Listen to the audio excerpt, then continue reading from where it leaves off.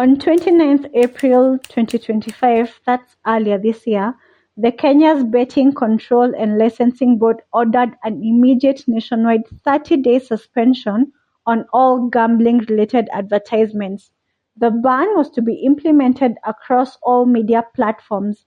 This meant no promotion on TV, radio or print media, no promotion on social media platforms, on billboards, no push messages and emails, and no celebrity endorsements.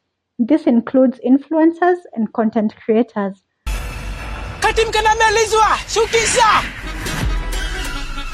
Reason being, gambling being mischaracterized as a legitimate investment opportunity and shortcut to wealth creation. The chairperson of the Betting Control and Licensing Board, Dr. Jane, said such misrepresentations were having devastating social and economic impacts on individuals, families, and communities. She also expressed concern that the gambling advertisements were being aired at 5 a.m. to 10 p.m., exposing minors to gambling content, increasing addiction cases. We call that time the watershed hours. This is when broadcasters are not allowed to air adult or unsuitable content to protect children from harmful, offensive content. So during this suspension period, gambling promoters were to submit their ads to be examined, classified, and approved. An enforcement team was also established to create strategic interventions and enforce responsible gambling regulations. So at this point, I personally did not see influencers and content creators pushing back against the suspension. Maybe some of them did, For some of these creators, these brand deals with betting companies is their bread and butter, and a 30-day suspension would really probably affect their livelihood.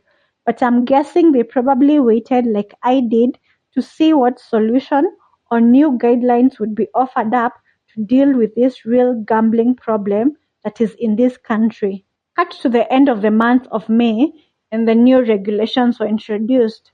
Let's go through them. Marketing communications related to gambling are prohibited unless expressly approved by the Betting Control and Licensing Board and classified by the Kenya Film Classification Board. I mean, that's pretty self-explanatory.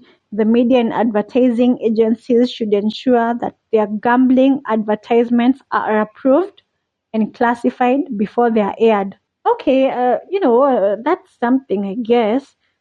I think actually banning all gambling advertisements permanently is not going to happen anytime soon.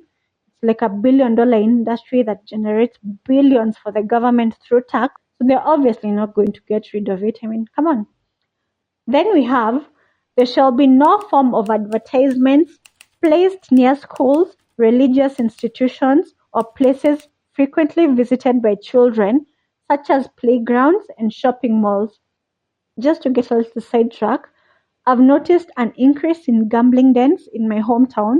The ones where it's a room with the screens and mostly men and boys are standing around, eyes glued on the screens, and kids are always passing by them. But I guess we are dealing with one problem at a time. Okay, let's proceed. Gambling adverts shall not glamorize betting or use celebrities, influencers, and content creators to endorse or promote gambling. Okay, there it is. I can talk in length about all the other guidelines. For example, gambling adverts should contain a minimum age requirement, should not have a call to action message, should not depict gambling as a source of income. They should not use testimonials from former winners and all that. So what I'm here to talk about is the banning of using influencers, celebrities, and content creators to endorse or promote gambling, how the influencers responded and fought back, what the government did after the influencers fought back, what citizens thought about this whole issue, and other government policies that were introduced that could potentially hurt content creators' source of income that the creators fought back on. Hi, my name is Naomi. Thank you so much for joining me I'm saying this with the biggest smile on my face. I really do appreciate you being here, and let's get into today's story. It is no secret that betting in Kenya is a significant economic and cultural phenomenon where more than 80% of Kenyans say they have engaged in betting or gambling. This is all according to a 2024 Geopol survey. And now, with the expanding access to internet and smartphones, this activity that starts out as a harmless diversion becomes this unhealthy obsession, leading to young people falling into severe gambling addiction, leading to financial distress, deteriorating mental health, and sadly, incidents of suicide. We've all seen the stories. When you work hard, you have that 200, you say, let me bet with it, so I can, let me risk, so I can get profit from this 200. Me, in my own opinion, it's just an addiction. It's just addiction. While I dealt with my alcoholism, I started betting, sports betting or gambling, and it started as fun and it became worse. It was around 2017, 2017. So even after I stopped drinking, I thought this was an alternative way of having fun. And eventually, by the time I was done with it, I had lost hundreds of thousands of shillings. And I had strained my relationship with my family, the rest of the family, and with my wife, up to a point we were almost parting. And that's what I want to talk about today. Lawi K. Mohammed runs a barbershop on the outskirts of Nairobi, but his online gambling addiction wipes out much of his daily earnings. Time and again, he's unable to pay his bills. Some sad news now. The 25-year-old man drowned in a well in Thika in an alleged suicide incident. Police believe the man took his own life moments after he posted a question on his Facebook page on the quickest way to commit suicide after he lost the bet. The deceased Samuel Oswea was found by his neighbors. Police are currently probing the incident. This is obviously a serious epidemic in the country, so the government could not just keep quiet. Hence the efforts to regulate gambling. Not to get rid of the gambling crisis, unfortunately, but to regulate it. And banning the use of celebrities, influencers, and content creators to endorse or promote gambling is one of the ways they chose to do that. We have all come across a content creator endorsing a betting site, whether we follow them or not. And not just one or two posts. It looks like the creators usually have some type of partnership or contract with the betting company, and it is obvious these partnerships brings them a steady source of income. And we know creators have become instrumental in marketing these betting platforms, and obviously the creators were not going to take this lying down, and they came out demanding a meeting to review the ban. I'll proceed to read the press statement by the content creators, who I'll read on behalf. And I'll proceed by saying, we, the Kenyan influencer and content creator community, are indeed concerned with the recent directive from the Betting Control and Licensing Board, popularly known as BCLB. We respectfully ask BCLB to suspend the ban, sit down with us within 48 hours. We are more than willing to send representatives for a positive sit down and negotiate towards the model that ensures responsible advertising via age restriction content regulations. All we request is to be part of the dialogue. So my name is Mayoyo. That is my stage name. And it is quite unfortunate that this ban occurred. And it has really affected us as content creators, putting into consideration the fact that we have a lot of people depending on us. We are here as betting influencers from different betting companies, and we are here to address the nation over a directive that was issued the other day. According to us, the directive is not only unfair but lacks logic.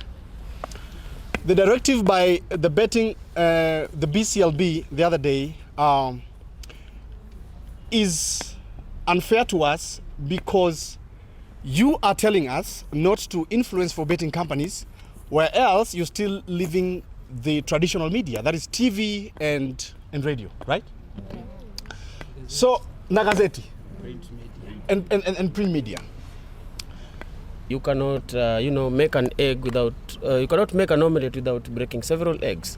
Yes, the betting comes with its own downfalls, but we can be used for the good. As influencers, we can also influence the people outside there, the gamers, on how to do responsible, gaming and responsible placing of whatever they are placing. So we can still be used for good. My name is Eric Njiro. I'm a sports journalist and influencer and content creator.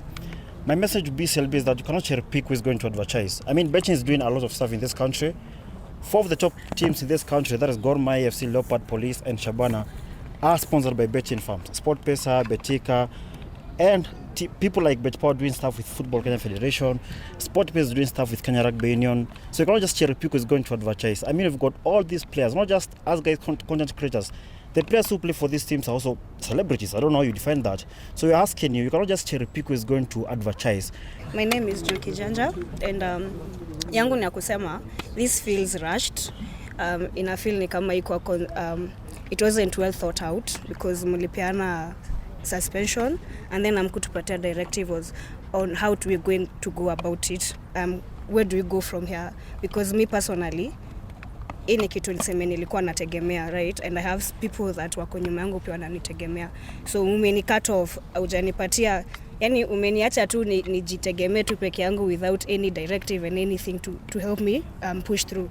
So everybody's confused, okay? So people are like, okay, so what's gonna happen? So who's going to be used to do the adverts? Is it AI? That means now you want to add the number of jobless people back to the street again. Now the ones who had gotten jobs for themselves, by themselves, now the government is taking that again away from them, like, yep. And after the Digital Content Creators Association of Kenya issued a 48-hour ultimatum to the betting regulator to suspend its ban on gambling ads, the board held a meeting with influencers and stakeholders. Yeah, this ban was not going to stick. Yeah, obviously. I am the chairperson, Betting Control Licensing Board in the Executive Office of the President. Today we have had a very fruitful engagement with the influencers and content developers in this country. And we have a way forward. I'm so glad. This government, the government of His Excellency Dr. William Ruto, is a listening government. We listen, we are open to listen, to reason together. We are open to receive views from stakeholders. And of course, all of us know that gambling is addictive. And there has to be control. There has to be someone telling Mwananchi, the youth, the vulnerable, that this is a game of chance. And as a government, we do not push we are not pushing our vulnerable groups to gambling. We are bringing control, regulate, and make sure that we provide a direction. And that's where we're at with that. They'll find a compromise. I don't know. I personally don't believe banning influencer endorsements was the way to go, especially if they were going to allow other forms of media to still advertise betting sites. Yes, social media does reach a lot of young people, and them seeing their favorite influencer who seems successful recommend betting will most probably influence them. That's their job. That's what they're trying to do, influence you. But I believe educating young people is probably far more effective. Yeah, I know completely getting rid of gambling means no more gambling addiction. Problem solved. But we know that's not happening. I know for a fact the young boys in my hometown will pass by the increasing number of gambling dens in my hometown, and they will eventually go into the dens, and the cycle will continue without necessarily learning about it on social media. These dens are everywhere. But if they had betting literacy, education can come from the government, even better from parents, and hey, even the influencers themselves. If they have such influence over their young viewers, they certainly can educate them on the dangers. I don't know, I'm not an expert. We're almost done, bear with me, but I cannot talk about government versus influencers without talking about the National Authority for the Campaign Against Alcohol and Drug Abuse. This is NACADA. In July, they unveiled their most aggressive anti-alcohol policies yet. They proposed raising the minimum drinking age from 18 to 21. They banned purchasing of alcohol in supermarkets, restaurants, no alcohol on public transport, no online sale of alcohol, and no celebrity endorsements. You were there. You definitely remember the outrage from citizens and stakeholders. And after the outrage, NACADA's CEO, Anthony, clarified that the bans had not been implemented. These were just proposals. We're here for the influencers. NACADA has been against the promotion of drugs and substances by digital and social influencers. In a statement, the CEO noted that the increasing number of influencers normalizing drug use in their content is undermining national efforts to curb substance abuse. Think influencer marketing is harmless? Think again. It reaches young Kenyans with a speed and precision that TV ads cannot match. This direct pipeline to our youth is a serious vulnerability. Strict limits were also proposed on digital advertising, which included a ban on online and social media promotions of alcohol, whether local or foreign, and this got some pushback from some influencers. Calligraph responded by writing, "I'm shocked" to the new proposals. Femiwan wrote, "I hope all the creatives who are always on the fence and avoid speaking out for or against this regime to protect their brand understand this. Whether you do politics or not, politics will always affect you." Butita, who is a Kenyan comedian, said that the approach was misguided, uninformed, and it fails to involve key stakeholders, especially content creators. As someone who has participated in responsible drinking campaigns, I have seen firsthand how strict code of conduct ensure influencers promote safe, informed messaging. These campaigns are backed by mandatory training and clear rules against promoting irresponsible behavior. Singer Charisma saw NACADA's proposal as political payback because people have used social media platforms to beat the government. People have used their platforms to beat the government, and this is them clapping back. The ban on betting influencing and now alcohol influencing is a political move. This thing is deeper than what people think. I'm going to do a video on it soon. It's a political warfare. And while I am fully in support of influencers getting their paycheck after working hard to build their platforms, I believe influencers have a responsibility to their followers to act ethically, legally, to provide accurate product information, and to promote safe practices. I do not have a definitive answer on how we can protect our children from gambling addiction and drugs and substance abuse. All I can do is my part, talk to all the young impressionable youth around me, and maybe you'll talk to the young impressionable youth around you. I honestly don't know. But what I would like to know is what you think about all this. Thank you so much for joining me, and I would love to see you in my next one. Bye and take care.